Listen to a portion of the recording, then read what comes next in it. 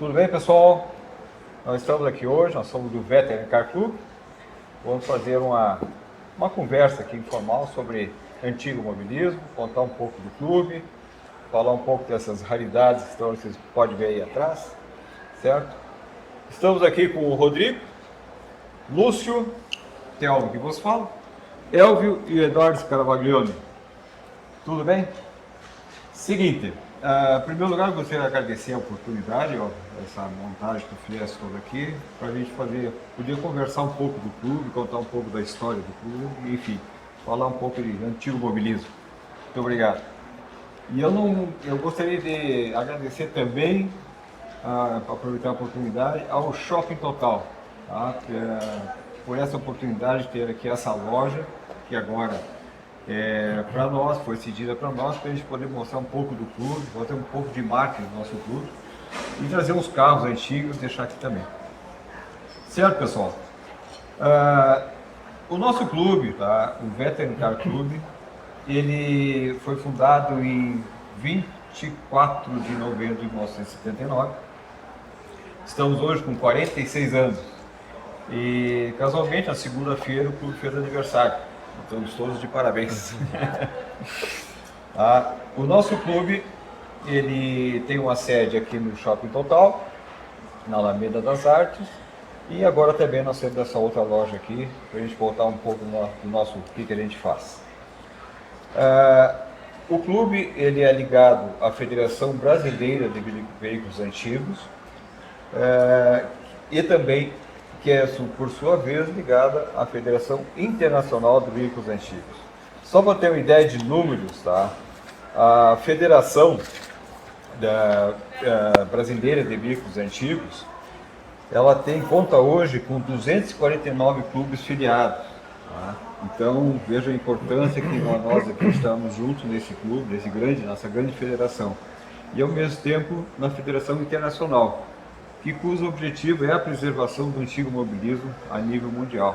Tá? Então, o nosso clube, resumindo, tem a missão de preservar, proteger e estar sempre preservando essa parte do antigo mobilismo. Ok, pessoal? Muito bem. Como é que a gente faz isso? Como é que a gente preserva essa cultura do antigo mobilismo? Nós temos nossos encontros já tradicionais, no primeiro e terceiro domingo. No primeiro domingo na Câmara de Vereadores, na parte da manhã, e no terceiro domingo, na parte da manhã, no Brinque da Redenção, e de tarde aqui no Shopping Total. A gente participa também de alguns eventos culturais aqui de Porto Alegre, junto com o Museu Júlio Castilhos, Palácio Piratini, Prefeitura Municipal. Inclusive no aniversário de Porto Alegre a gente faz um belo desfile, a gente reúne em torno de 150 a 200 carros, partindo aqui do shopping e indo até o Brinque da Redenção. Então é muito bacana, sempre procurando preservar o antigo mobilismo. Algum quer acrescentar alguma coisa aí, senhor? Por favor. Eu também agradeceria aos patrocinadores, né, a Medleg, Perícias Médicas, e dizer também que quem quiser colaborar com essa bela iniciativa do Veteran Car Club, a qual parabenizo aí na pessoa do nosso presidente, Telmo, de fazer esses eventos, né, e fazer essa live ali, paixão, né, sobre rodas ali do Veteran Car Club de Porto Alegre, né, que é uma maneira, né, de levar aí o antigo mobilismo, a paixão por carros de coleção, a história do automóvel, né? Então essa é uma iniciativa bela que eu parabenizo, né? E esses encontros são as oportunidades, né, de que cada um tem tanto para levar o seu automóvel como para curtir, né, os carros lá que estão expostos, né? Exatamente. Então são encontros que são encontros com data fixa, alguns, né? Outros são esporádicos, Os de data fixa, me corrijam aí, o primeiro domingo de cada mês, lá no estacionamento da Câmara de Vereadores. Exato. Né? Depois, também data fixa, o terceiro domingo de cada mês, aqui no Shopping Total. E eventualmente, às vezes, tem na Redenção na parte da manhã, né? Nesse terceiro domingo. Sempre Tá fixo terceiro também.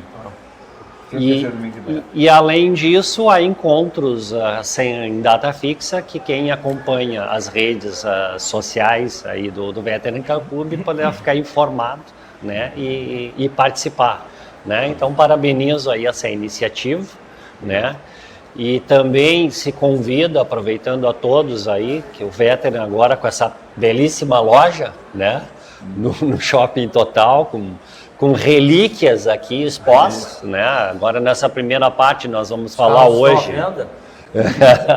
Não, estou vendo. Nessa primeira parte nós vamos falar um pouco do Veteran, mas na segunda parte já vamos falar dessas relíquias, né? E depois na última parte do programa hoje vamos falar de um assunto que está muito atual, né? Que desperta muita curiosidade e que tem muita dúvida, né? Que são os carros elétricos. Né? Eu só queria acrescentar uma coisa aqui que o Thelmo e eu falaram, que é importante, que o nosso primeiro encontro de cada mês na Câmara de Vereadores, ele foi instituído, que já era uma tradição, mas ele foi instituído por uma lei municipal. Isso é muito importante, né, que mostra a força e a tradição do clube, né? E inclusive está no calendário oficial de Porto Alegre. Né? Então isso é muito importante para o clube, como uma associação civil, ter esse encontro instituído por uma lei municipal que determina a data e o local, que é no estacionamento da Câmara de Vereadores. E também, né, só restaurando aqui essas questões, essas lives elas são importantíssimas, né, para o antigo mobilismo. Assim como o carro em movimento, seja na exposição ou nos encontros de viagem é importante a gente ter esse tempo para falar. E essa é uma retomada que a gente está fazendo desde a pandemia. E nós tivemos uma série de lives, porque ninguém podia se encontrar, né, obviamente. A gente estava sob as questões do coronavírus, né, seríssimas, e fizemos naquela época lives, e depois, obviamente, voltando aos encontros, isso se deixou de lado. Então, eu acho que essa iniciativa, de novo, aqui do Elvio, do Thelmo, é muito bem-vinda, né, são coisas interessantíssimas, e aí vão sair, na sequência, outros assuntos aí bem interessantes para que vocês vejam. Eu perguntaria para aqueles que estão nos assistindo aí, aqueles que quiserem se tornar sócios do Veteran Car Club, qual é o procedimento? Bom, para se associar, o ideal é ter o carro antigo, com mais de 30 anos, né? E aí entra em contato com o clube, através das redes sociais, e aqui o nosso secretário Ricardo vai dar todas as dicas de como proceder, tá? Manda a documentação e a gente faz todo o trâmite para se associar. Aonde que é a secretaria do... A secretaria na Alameda das Artes, aqui no Shopping Total, próximo ao chaminé ali do shopping. E aí já aproveita e passa pela loja aqui onde nós estamos. Pode passar por aqui e serão bem-vindos. Tá? E aqueles que quiserem ir nos encontros, eles precisam ter carros antigos ou eles podem comparecer para apreciar? Desculpa. Uma coisa que é importante, os encontros são gratuitos, tá? Não precisa pagar, pode vir, não precisa ter carro, pode vir para olhar os carros, e se tiver um carro com mais de 30 anos, será bem-vindo, é gratuito, tá? Tanto para primeiro domingo como terceiro domingo. Então, venha nos visitar, tá? O clube não tem fins comerciais. Aqui a gente está pelo amor ao carro antigo, ao patrimônio histórico, tá? Verdade. E quem tiver um carro antigo que já tenha condições de tirar a placa preta, primeiro, quais são os requisitos ali para poder ter a placa preta e qual é o procedimento para alguém que tenha já um carro antigo e queira, então, tirar a famosa, né, placa preta? Uhum. É bastante simples. Tendo um carro antigo, com mais de 30 anos, né? Porque o requisito é 30 anos e aí a gente vai fazer uma vistoria dele. É enviado os documentos para o secretário do clube ele faz todo o processo de abertura da vistoria, visando com que é isso? O certificado de veículo de coleção, que é o CVCOL. Como é que a gente faz? No terceiro sábado de cada mês, aqui no shopping, de manhã, a gente agenda as vistorias. Tá? Então o proprietário traz o carro em bom estado de conservação, ou seja, pleiteando uma placa preta, né? Tem que ter algum percentual de originalidade? Exatamente, no mínimo 80% de pontos ele tem que atingir. Tá? Esse é o mínimo. E qualquer coisa, a gente está aqui para instruir, a gente pode antes fazer uma pré-vistoria, a gente pode conversar nos encontros sobre o carro, enfim. A gente está aberto aqui e, por favor, traga os carros aqui que serão muito, muito bem-vindos. O procedimento se faz a vistoria, em sendo aprovada, atingindo 80 pontos, toda essa documentação vai para a Federação Brasileira de Veículos Antigos.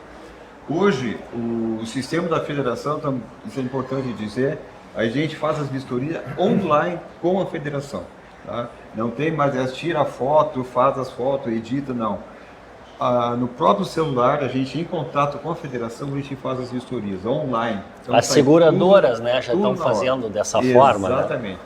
Né? Inclusive a live com os vistoriadores, nós temos uma equipe muito qualificada de vistoriadores. Isso que o Telmo está falando é importante porque é um requisito legal, ou seja, da lei, da resolução, melhor dizendo, que estabeleceu desde 2002 a obrigatoriedade da vistoria ser presencial, que antes não tinha positivado isso na resolução, agora nós temos desde 2022, né? Então, assim, para vocês que têm um carro antigo, querem ter um carro antigo com uma placa de coleção, né? É importante aferir, né, a seriedade do clube pelo esse método de avaliação, que é a vistoria presencial e através desse aplicativo com a Federação Brasileira nós somos ligados, né, é feito vistoria online. Então, o historiador, o automóvel e a federação está acompanhando. Exatamente. Então, isso é importante vocês aferirem a seriedade, porque nós estamos tratando de patrimônio cultural.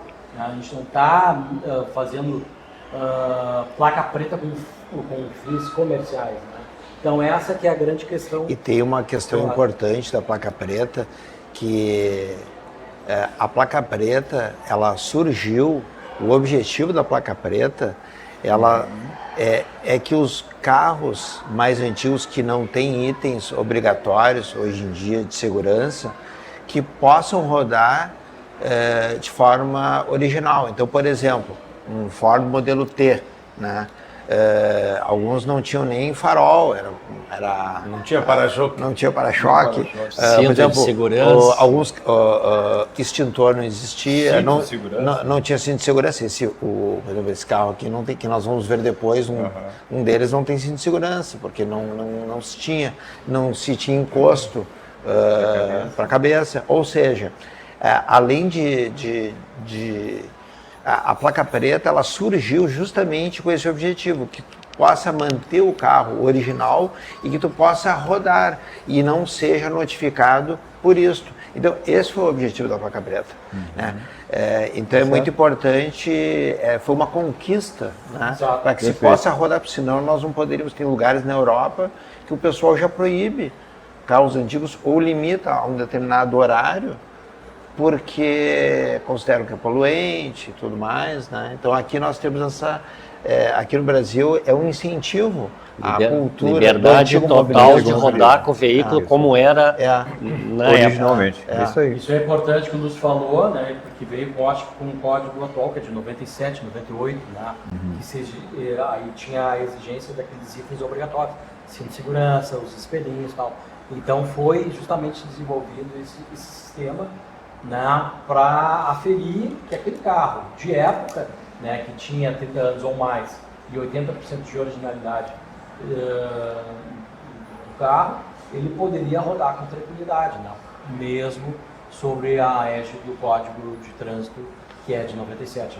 Então isso é interessante para ver justamente, primeiro, não tem fins comerciais na placa preta. Exatamente. E ela justamente é para preservar o patrimônio cultural. Exatamente. Preservar essa cultura. O resto que se criou com o tempo foi desadequado, infelizmente. Né? Mas o Vetter, como ligado à federação, né? e tendo tradição nessa questão da placa preta e hoje a placa de coleção, sempre manteve, obviamente, o objetivo. Que é isso. Agora, embora não há fins comerciais, a questão é histórica, eu pergunto para vocês, dois carros iguais, um com placa preta e outro sem, tem diferença de valor? Sem dúvida. Com certeza, porque o que é a placa preta? Ela atesta, e existe quem atestou, um clube federado por trás, que atestou que aquele carro realmente está dentro da sua originalidade, no mínimo 80%. É a famosa cereja do bolo. É a cereja do bolo, exatamente. Né? Puxa, um carro... Então pega valor, né? Com certeza. Acaba pegando, mas o objetivo primeiro é justamente Mas uma coisa que eu acho interessante, voltando à questão dos encontros, é que a cada ano que passa, tem mais carros com 30 anos, né? Exato. E a gente vai ficando mais velho, né? Então, carros, por exemplo, um carro 1995 é um carro que vai estar apto à placa preta, né? Então, nos nossos encontros também existe os neocolecionáveis, que o pessoal mais jovem, o carro antigo é sempre aquela questão, né? Tu te apega aos carros que eram os carros da tua infância, ou que tu teve algum do avô, apelo do pai. emocional com algum pai, algum tio, algum avô, né? Então, os mais jovens se apegam aos carros de quando eles eram crianças. Né? Aproveitando esse teu gancho aí, interessante é que a gente faz as historias, né? Eu tenho participado praticamente todo, e a gente, quando estava começando a fazer vistoria, carros que eu estava dirigindo, quer dizer, estou ficando velho, puxa vida, são carros que eu tinha, estou fazendo vistoria agora, já atingi 30 anos. E que agora tem carro antigo e carro muito antigo. E muito antigo. Que antes era carros clássicos, rabo de peixe, década 40, 50, mas agora não, nós estamos aqui em 95. Nós estamos emplacando 95. 95, isso é o carro que eu dirigi.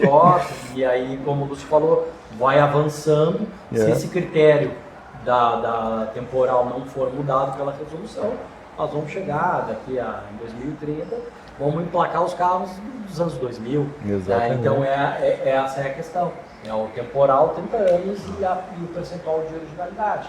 80% ou mais em 30 anos.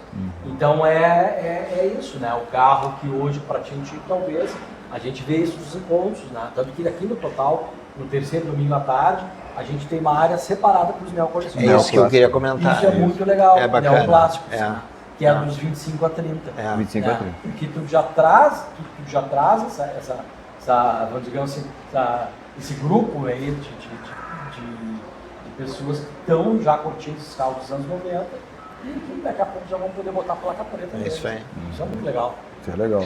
O Veteran vai divulgar bastante material via as redes sociais, mas aqueles que gostam de livro, de ler, de leitura, tem algum material que o pessoal possa adquirir, né, e se inteirar da questão dos carros antigos, coleção, antigo mobilismo?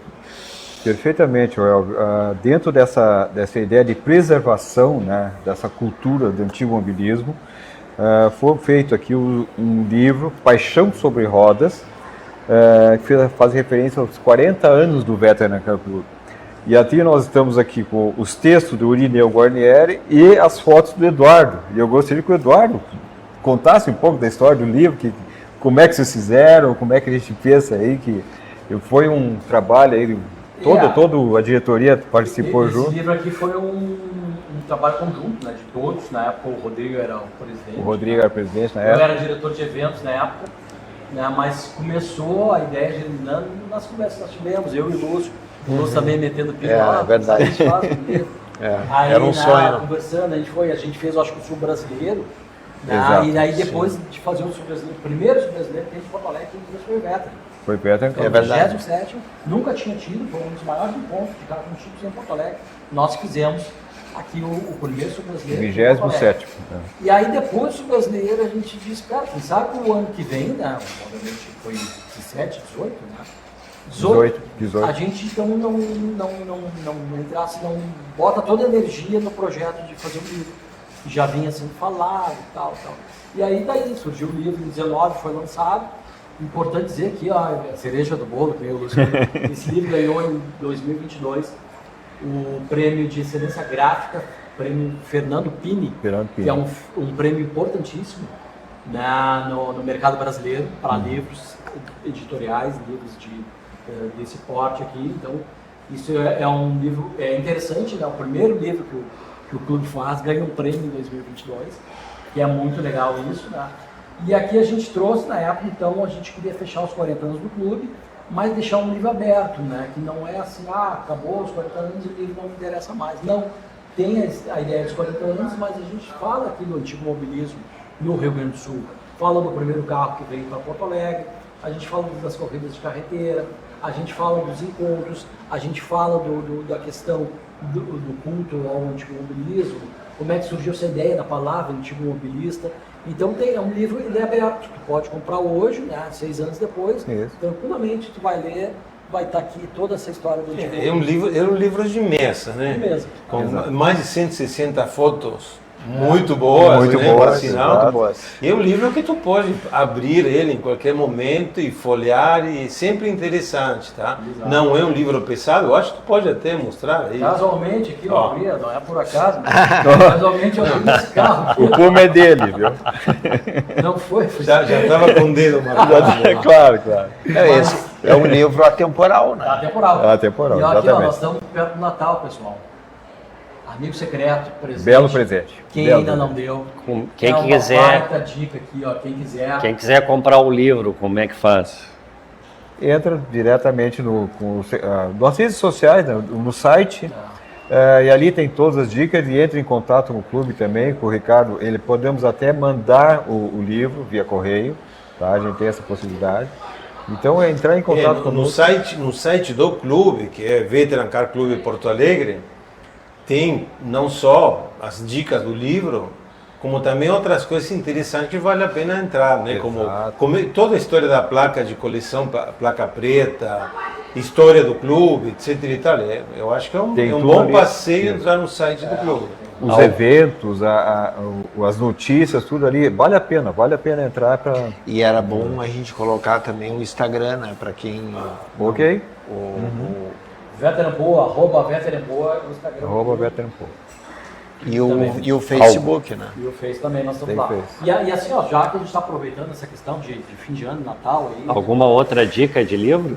tem livros, tem muita coisa. A loja do clube, assim, aqui no Shopping Total, fica na Alameda Zap, nós temos camisetas, bonés, chaveiros, abridores de vinho. A gente tem uma coleção completa agora para te dar de presente de amigo secreto. E assim, ó, tudo material de primeira qualidade. Com certeza. Tem uma tá com a camiseta Com do clube. certeza. E nós temos também aqui os livros do Jean Balder, o grande Jean Balder, que teve aqui nessa loja, acho que faz um mês atrás. Um mês máximo, atrás.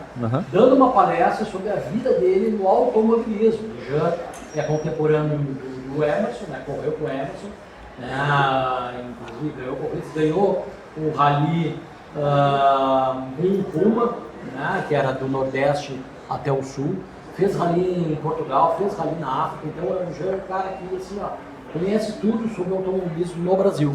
Né? E o Jean deixou aqui na loja do clube esses livros aqui. Né? Um deles é O Caminho do Sucesso, que ele conta justamente, né, qual é o caminho. Não é livro de coach, viu, pessoal? Ele conta justamente o caminho do sucesso. Por que o Brasil teve tanto sucesso nas corridas, né? Nós temos 2 títulos do Emerson, 3 do Senna e 3 do Piquet. Né? Não é à toa fora as Fórmula Indy e outros títulos. Então aqui o Jean conta isso. Nós temos aqui um outro livro do Jean, o Estive Lá, que ele traz os relatos dele das corridas, né? Dessa época de ouro do automobilismo brasileiro. E Carros, Equipes e Memórias, outro livro também fantástico do Jean, e que ele também foi diretor de prova e diretor de equipes, né? Ajudou a desenvolver carros. Então esses 3 livros do Jean estão à venda na loja do clube, tá? Passa lá e fala com o Ricardo, com o secretário. A loja está aberta de segunda a sexta. Segunda a sexta, das 8h30 até as 18h30. E aí tu pode chegar lá e pega o livro do Veteran, pega o livro do Jean, compra a camiseta, compra a boné, compra a chaveira e todos os nossos utensílios lá. Isso aí. Alguma outra coisa, Telmo, queira ainda falar do clube, antes de nós passar agora para essas relíquias que estão expostas aqui na loja, aqui no Shopping Total? Eu diria o seguinte, pessoal, por favor, venham participar conosco dos nossos encontros, tá? A gente está se reunindo primeiro, terceiro domingo. Traga seu antigo, tá? Se você não é sócio, tem um carro antigo, traga aqui que a gente conversa aqui, a gente troca ideias. Porque o que são os encontros? Cultuar, manter essa cultura do antigo mobilismo.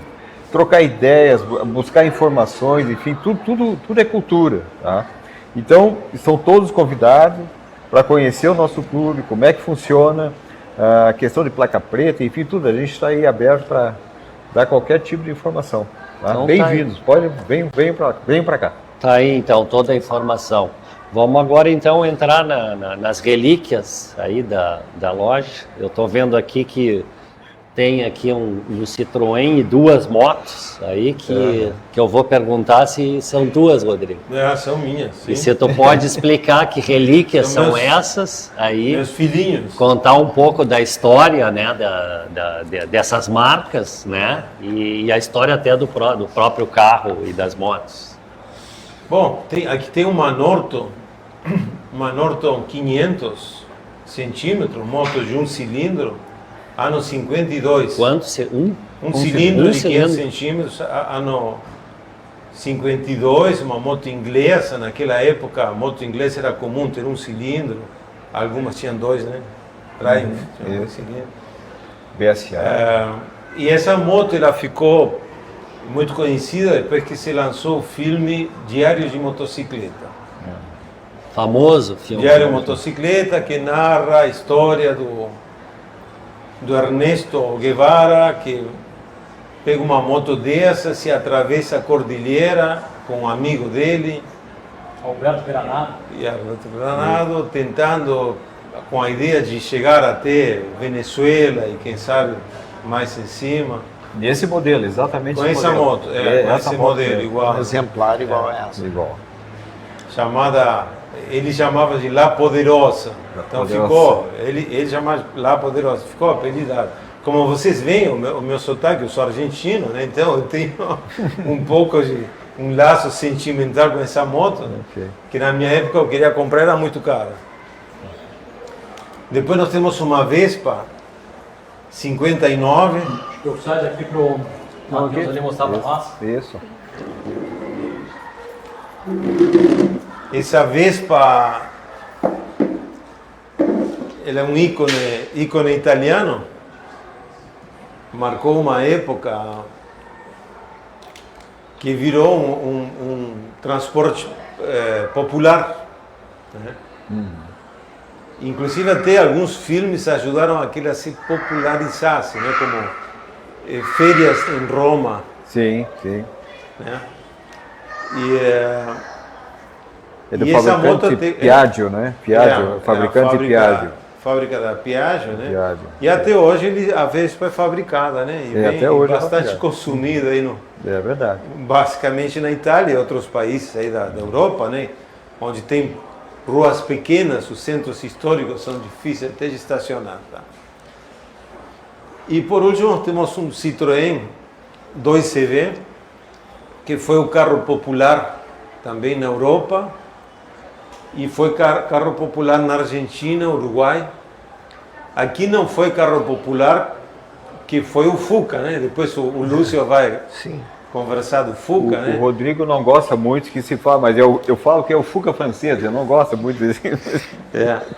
Mas o Citroën, a característica do Citroën é que é um carro que foi construído com a ideia de ser um carro extremamente simples para que fosse um carro barato e carro popular. Ok. Ele tem um motor que é idêntico ao do Fuca cortado no meio, ele só 2 cilindros, refrigerado a ar também, né?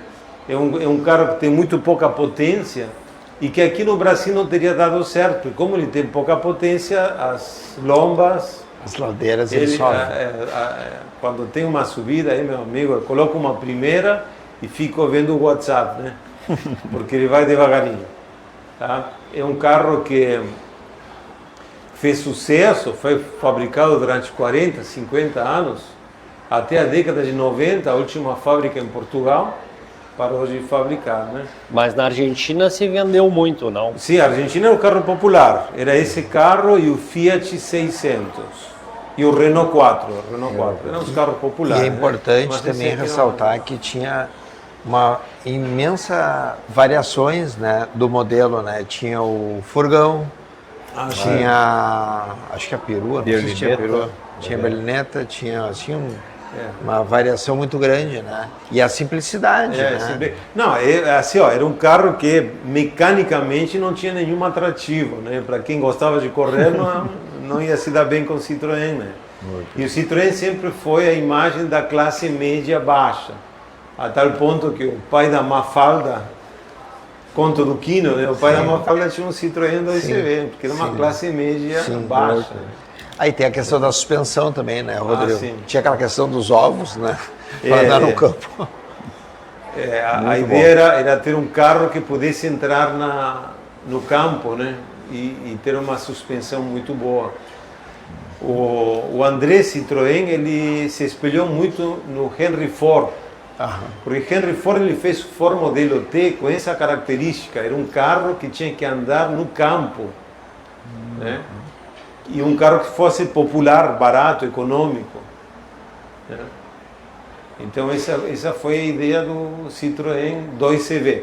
O 2CV não é uma medida de potência, é uma medida fiscal na Europa. Tá? Ele tem esse aqui tem 18 HP. Imagina, 18 HP. Potente. Legal isso que o Rodrigo falou, né? Vamos tomar os lugares nas cadeiras ali para poder a câmera seguir história, ela se nos junta, pegando. Né? A questão da história ela se junta às vezes com o cinema, né, da indústria, né, nos casos, ou com mesmo os quadrinhos. Né? O Rodrigo citou a Mafalda, do Genial Quinto, que faleceu acho que uns 3, 4 anos atrás. Né? Apareceu esse filme até num filme do 007. Foi usado no Citroën 2CV. O Inspetor Clouseau da Pantera Cor-de-Rosa tinha um também. E nas aventuras do Tintin também o 2CV era usado.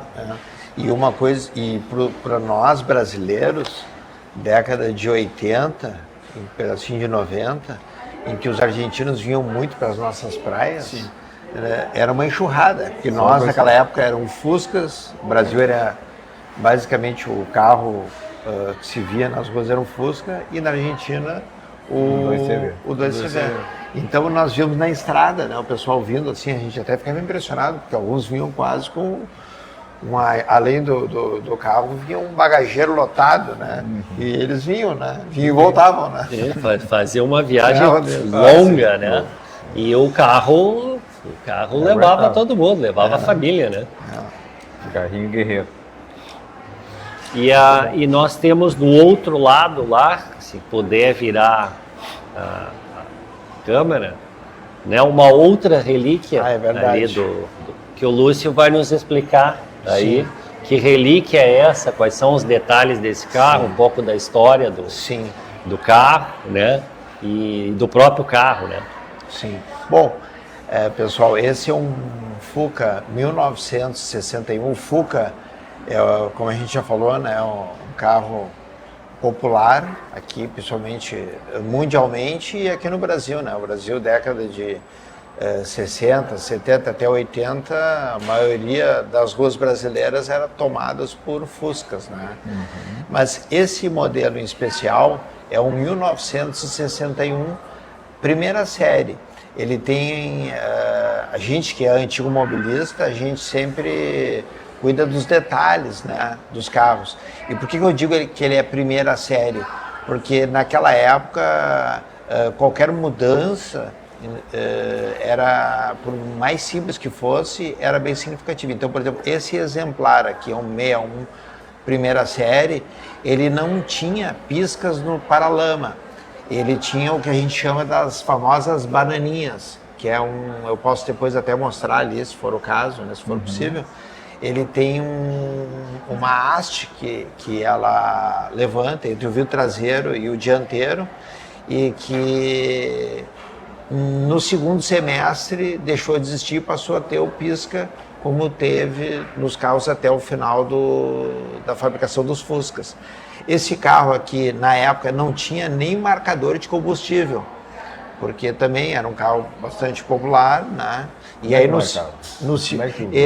ele vinha com uma régua de madeira e aí para colocar no tanque para saber Uma precisão, a precisão.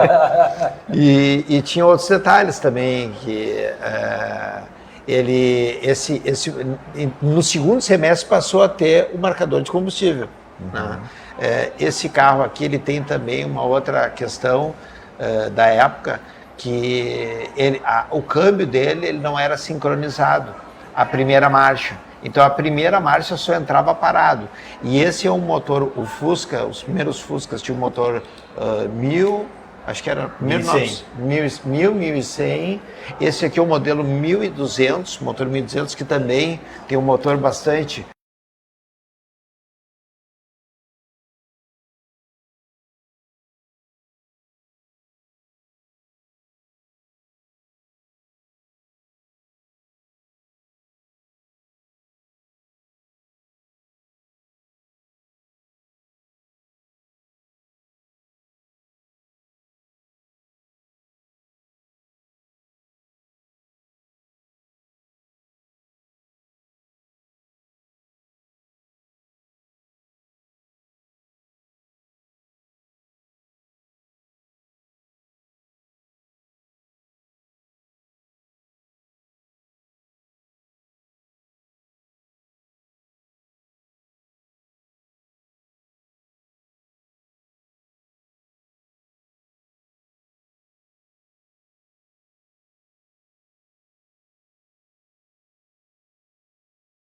E a seta de direção, né?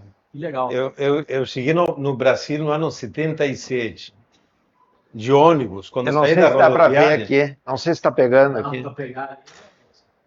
Ah, tá. Ele tá lá do outro Eu lado. posso chegar do lado de lá, posso chegar Era do lado de lá. melhor desse lado. Se for Mas desse quando eu saí da rodoviária, eu fiquei impressionado. Olha aí, ó. Que legal, mano. E aí não tem aqui, né? Porque depois vem a sinaleira aqui, então. Olha, mas eu acho que eu acho que é melhor esse modelo aí do que no Paraná. Mas Parece fazer sim. atenção, porque Claro. ela vem da seta diferente que da seta. E tem um outro detalhe também, que esse modelo aqui, os primeiros anos a serem fabricados aqui no Brasil. Então ele tem a direção do lado esquerdo, mas ele tinha já as furações para ter a possibilidade de ter a direção na mão inglesa, né? Então os primeiros modelos vinham com as duas furações.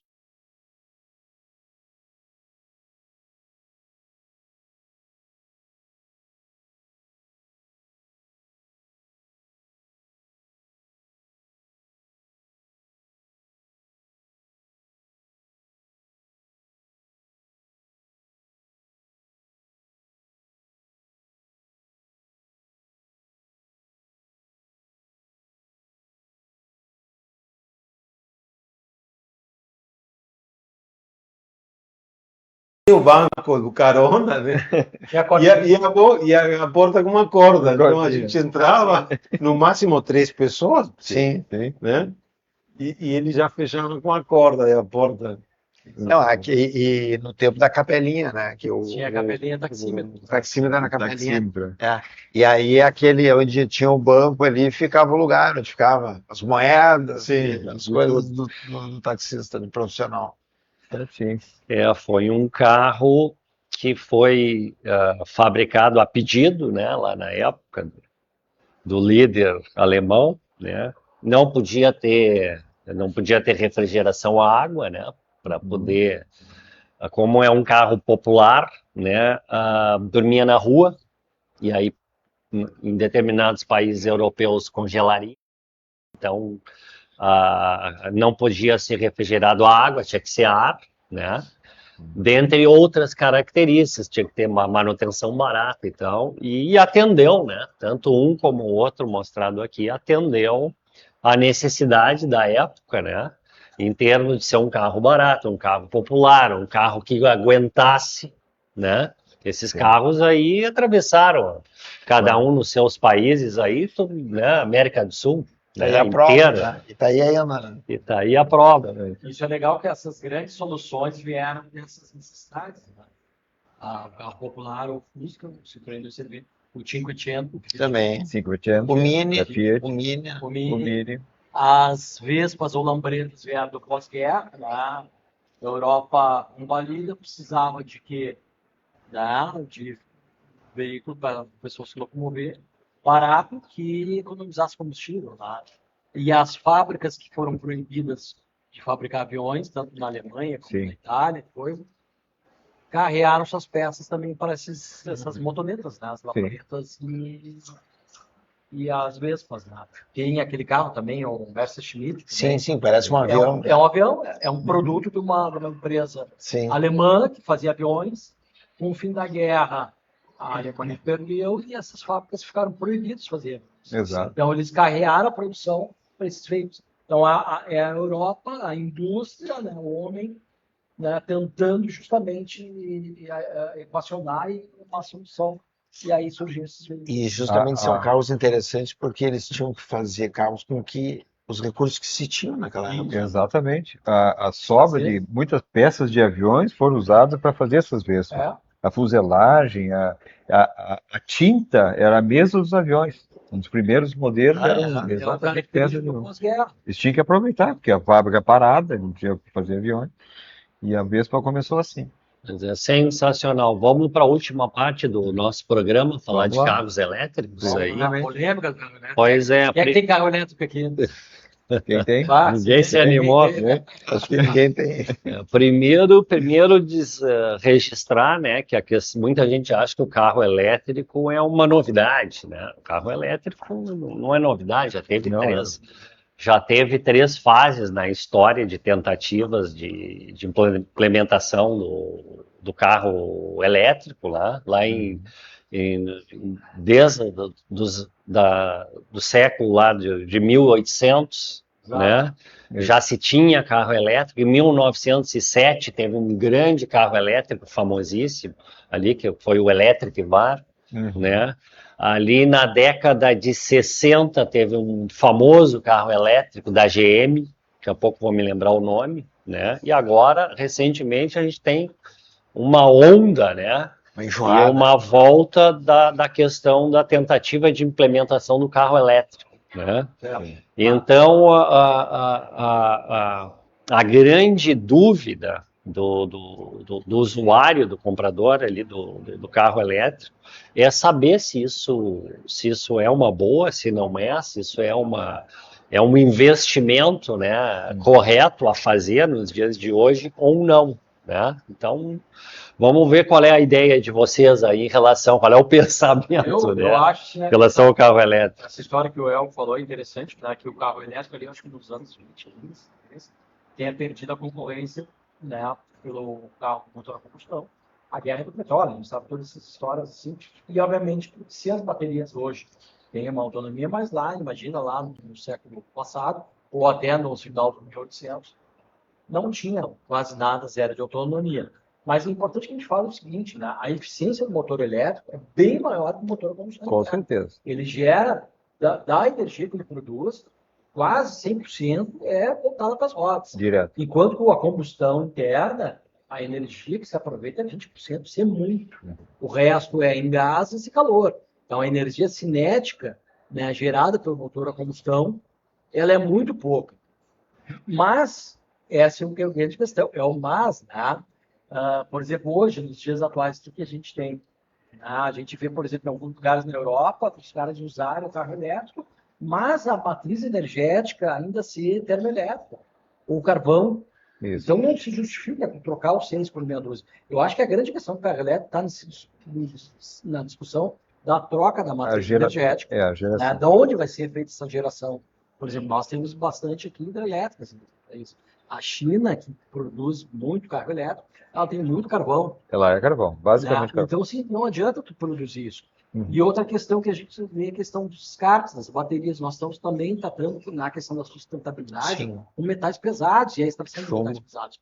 Então, assim, o governo brasileiro tem já, né, nós temos um projeto que até, não sei se é 2030, que é justamente em trocar, né, a questão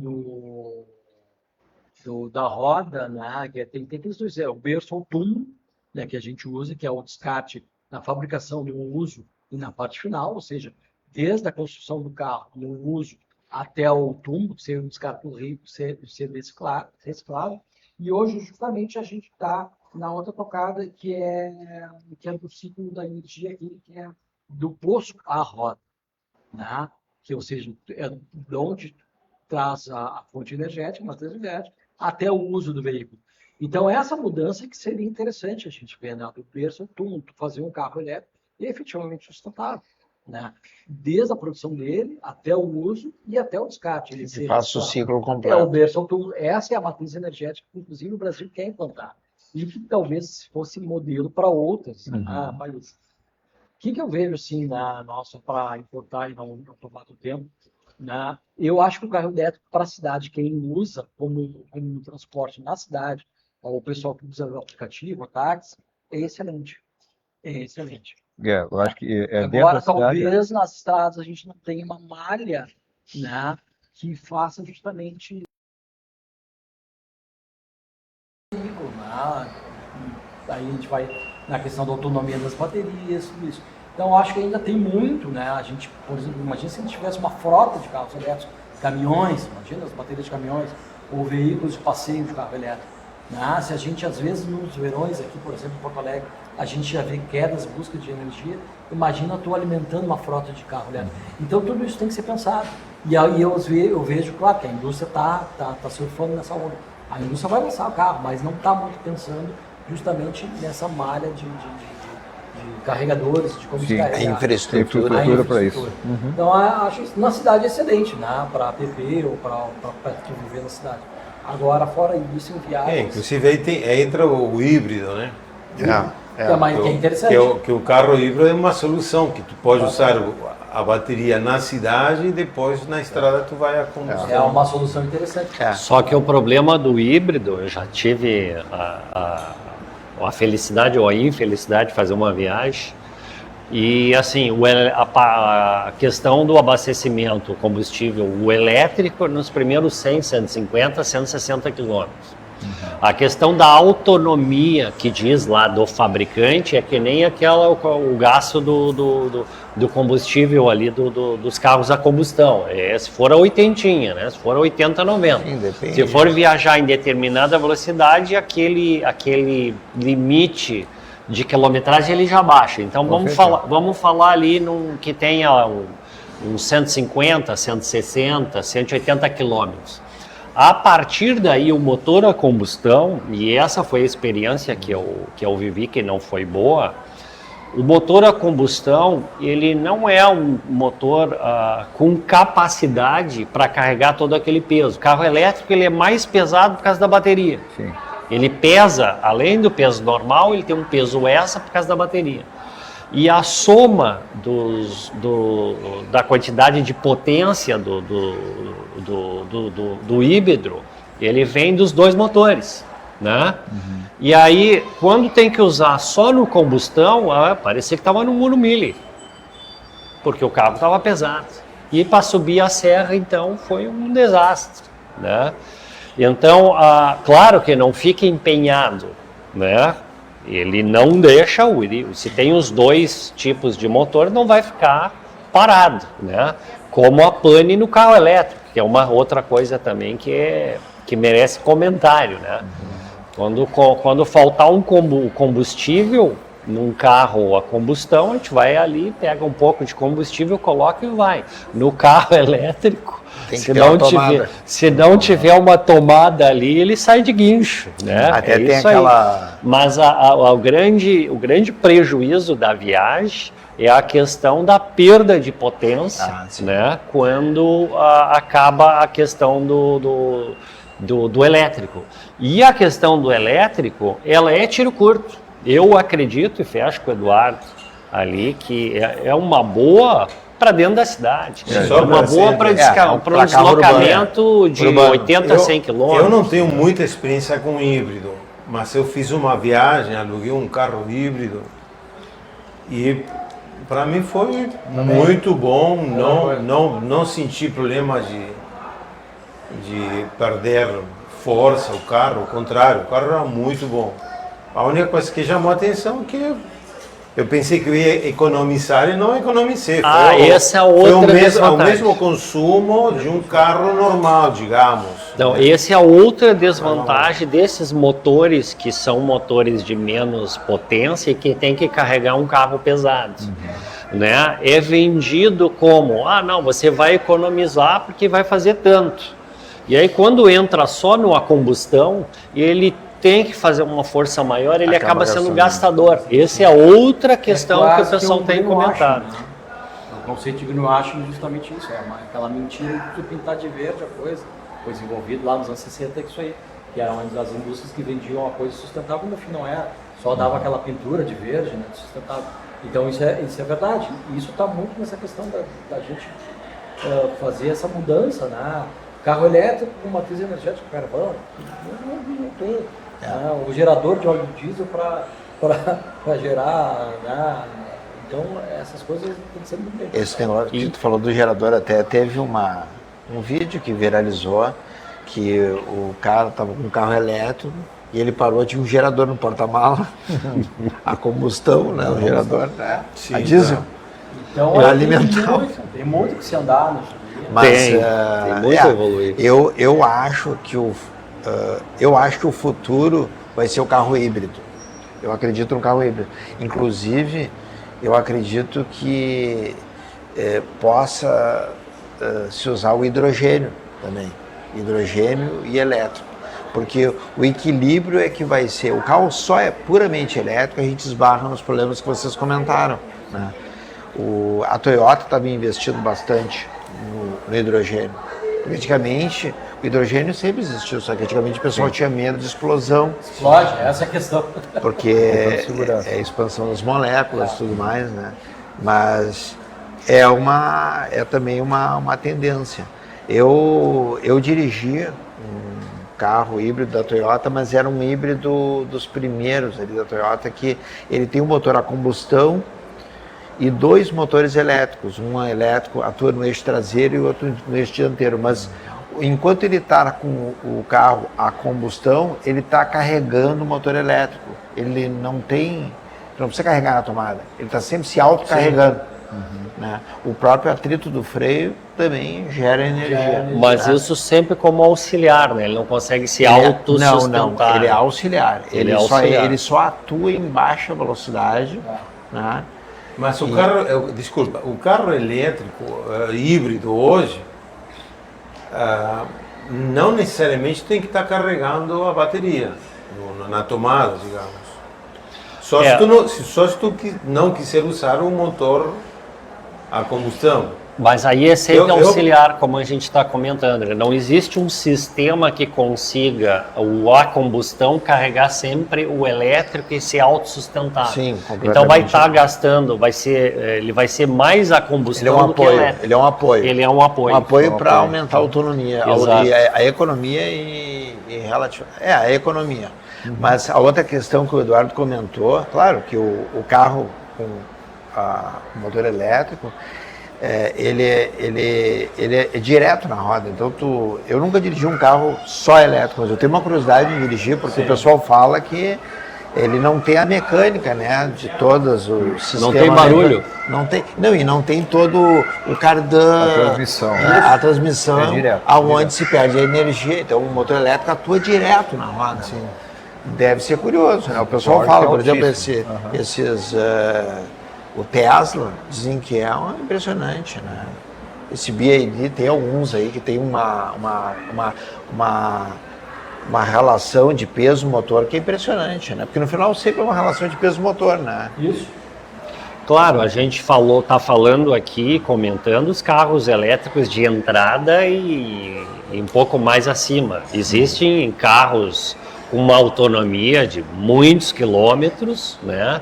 Com outra situação, mas com preços, né? Preço de Ferrari. Então, aí são situações diferentes. A gente tem que tratar da linha que a população poderia comprar. O outro grande problema que eu vejo é a questão do limite da bateria. Porque num carro a combustão, o preço da bateria, a bateria que dura aí 2, 3, 4, 5 anos, ela acaba e se termina e nós trocamos uma bateria com poucos reais.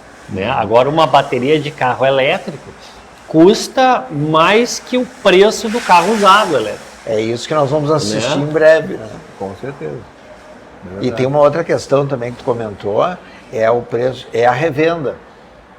Porque o carro compra elétrico, hoje em dia, o cidadão compra um carro elétrico, ele compra um carro novo, carro zero. E como é que vai ser a revenda? Com uma garantia de 5, 6, 7 anos. E como é que vai ser a revenda? Terminou a garantia. Tu compraria um carro elétrico com 10 anos? Não, o carro... Marcel, olha, até lá as coisas vão mudar, porque hoje em dia a tecnologia anda sem dúvida. Eu vi muito rápido. Eu li uma vez, eu não sei como é que ficou isso, que a Tesla estava desenvolvendo um sistema modular de bateria. Não sei se vocês ouviram falar disso. Era um sistema assim, por exemplo, esse carro aqui precisa de 50 módulos. Então eles estavam, a ideia deles, isso eu acho que não sei se foi adiante, a ideia deles era os postos, em vez de ter posto de combustível, ia ter um posto de bateria. Então tu tira 3 módulos e bota mais 3. Só substitui. Eles, mas não sei como isso foi, como isso está. Né? Já tem uma nova tecnologia nas baterias, que vai trazer uma vida útil dessas baterias um pouco mais longa, mas ainda assim, esse componente bateria, quando o carro passa a ser usado, quando ele passa a ter alguns anos, ele se torna um componente caríssimo, muito caro, né? E então, num carro a combustão, talvez a coisa mais cara é retificar o motor, né? E aqui a gente está falando de umas 5 retíficas. Né? Num carro usado, né? Comparando com a bateria, né? E tem o detalhe... É uma situação de muita preocupação, né? E depois tem o próprio motor elétrico também.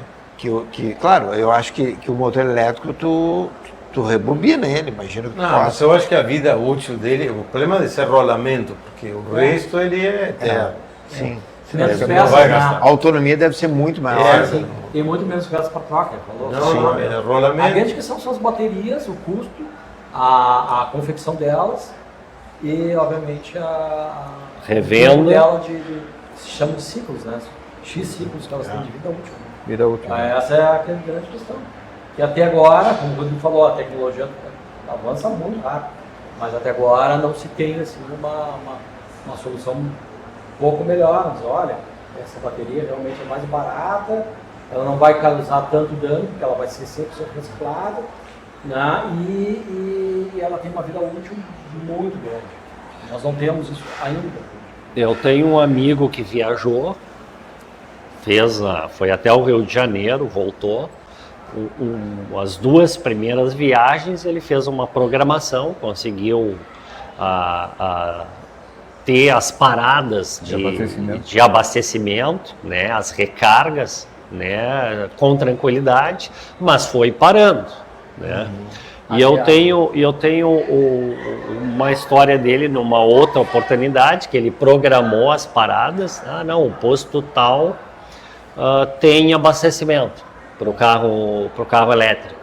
Ele chegou lá, né, era feriadão, véspera de feriadão, chegou lá, tinha 6 carros na frente, a previsão era várias horas. Isso é um ponto importante. A viagem que tu vai fazer, ela vai mudar, ela vai ficar mais longa. Então, se tu vai numa viagem de negócio, tu tem que fazer um cálculo. Se tu vai de férias, é outro cálculo. É diferente de tu pegar o teu carro, botar um combustível e viajar até o Rio de Janeiro. Claro, tu sabe que vai chegar. Então, tem todas essas questões. A viagem, sei lá, vai demorar 6 horas, vai demorar 10.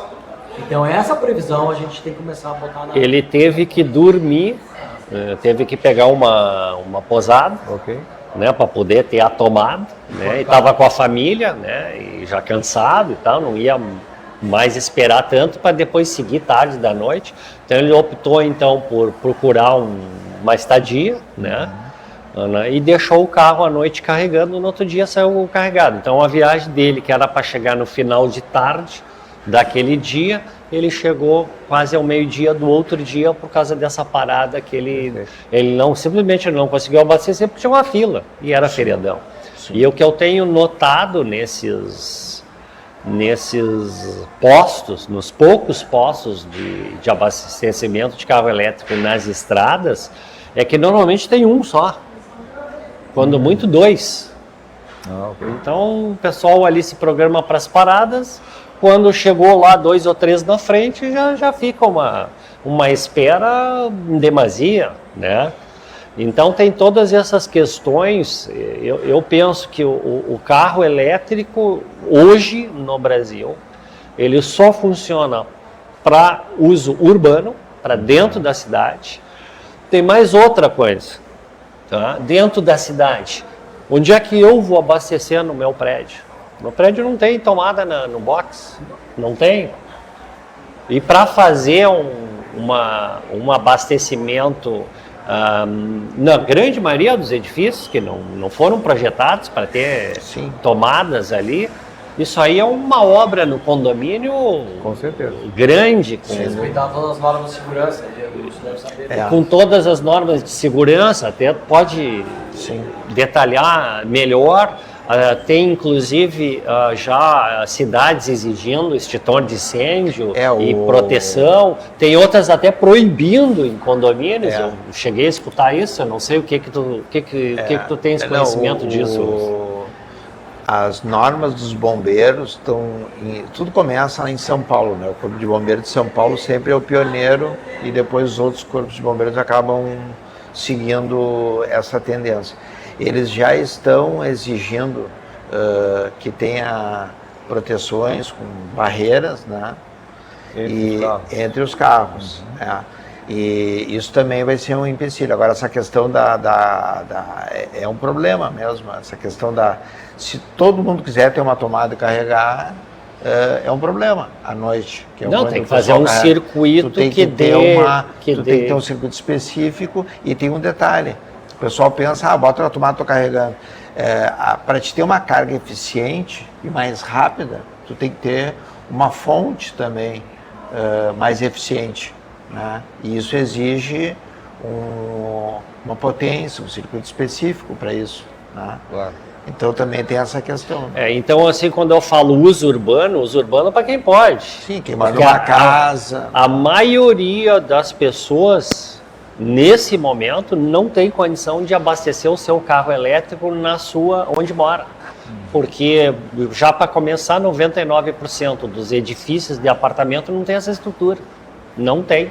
E para fazer essa estrutura é caro, para fazer a estrutura tem que ter aprovação do condomínio, aí tem a maioria que não tem interesse no carro elétrico, porque o seu carro é combustão e aquele circuito tem que ser feito para todos, né? Não faz individual. Tenho notícia de alguns que receberam autorização para fazer individual, como relógio individual, mas exceção à regra, né?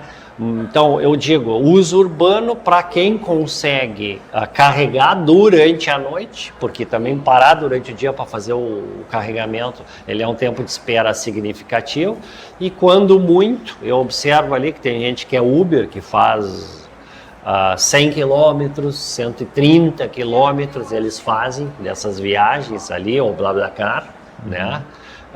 Mas no máximo, não mais dali.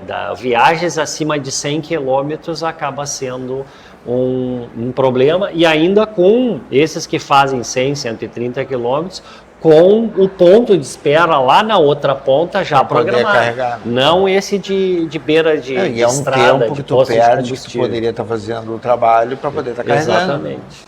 Então eu só vejo hoje essa viabilidade. E deixo a dúvida na questão de quando vender esse carro, porque em 2 anos ali já estava valendo a metade. Né? A China se preparou para isso. Lá na China eles têm uma rede de carregamento incrível. Na China funciona, e não é só um problema no Brasil. Eu sei de casos assim, o pessoal que vai para a Europa, por exemplo, aluga um carro elétrico. Também é um problema. Eles não têm a estrutura. Os Estados Unidos, muito menos. Né? Bom, a gente está sobre o nosso tempo ali de encerramento, né? Eu vou sugerir aí uma frase final aí de cada um aí sobre o carro elétrico. E por último aí o Telmo fazendo um convite geral ali pro Veteran Car Club. Então, Eduardo, Começou comigo agora. Uma frase sobre o carro elétrico. uma frase final, um comentário final sobre o carro elétrico. Pense bem antes de comprar seu carro elétrico. Rodrigo. Para mim, carro elétrico é com 6 volts. Citroën, Ford Modelo T e gasolina. Eu ainda não tive a experiência de dirigir um carro. Eu tenho vontade de dirigir mesmo para ter a experiência, mas também acho que, depois de tudo que se falou aqui, que o Brasil ainda vai demorar muito, e eu acredito que não é a solução da lavoura. Eu diria que se você pensa em viajar, o carro elétrico não é adequado. Essa seria a minha frase. E Telmo, encerra aí, fazendo um convite a todos aí Eu acho o seguinte, eu acho que não estamos preparados ainda para ter toda uma foto de carro elétrico, se é pacífico. Eu sou muito saudosista. Se tiver um carro elétrico, um som, barulho de um V8, eu estou comprando.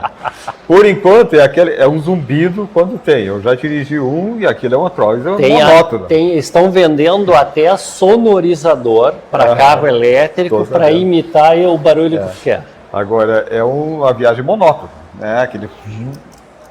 Cadê a emoção de uma descarga, de uma surdina? Do modelo T. Aí tem um detalhe, é perigoso também, porque se ele não emite nenhum som, a pessoa está na rua, a gente que não está acostumado, porque tu está atravessando a rua, tu ouve um barulho do carro, está passando um carro. Então, tem esse perigo também, né? Então eu sou muito saudosista. Agora, no momento, concordo aqui com os amigos, é para a cidade, mas não tem infraestrutura hoje. Finalizando então, pessoal, muito obrigado. Obrigado por assistirem, obrigado pelo tempo aí nosso. E convidar aos amigos, por favor, compareçam, venham aos nossos encontros. Estamos aí de portas abertas. Se tiver um antigo, melhor ainda. Se tiver um neoclássico, até bem-vindo, tá? E venham para o nosso clube, tá? É bacana a gente trocar ideias, confraternizar. A gente tem passeios, a gente faz viagens, enfim, é muito bacana. Por favor, estamos aí, venham para o nosso clube. Eu acho que, só para finalizar, uma coisa importante, que o carro antigo, ele, junto com ele sempre tem a amizade. Tu anda com um carro antigo, tu sempre faz amigos. Isso é o mais importante. Além do carro, digamos assim, é um meio de transporte para reunir amigos. Isso é importante. Então, obrigado, boa noite a todos e até a próxima, nosso próximo programa aí. Isso aí. Boa noite.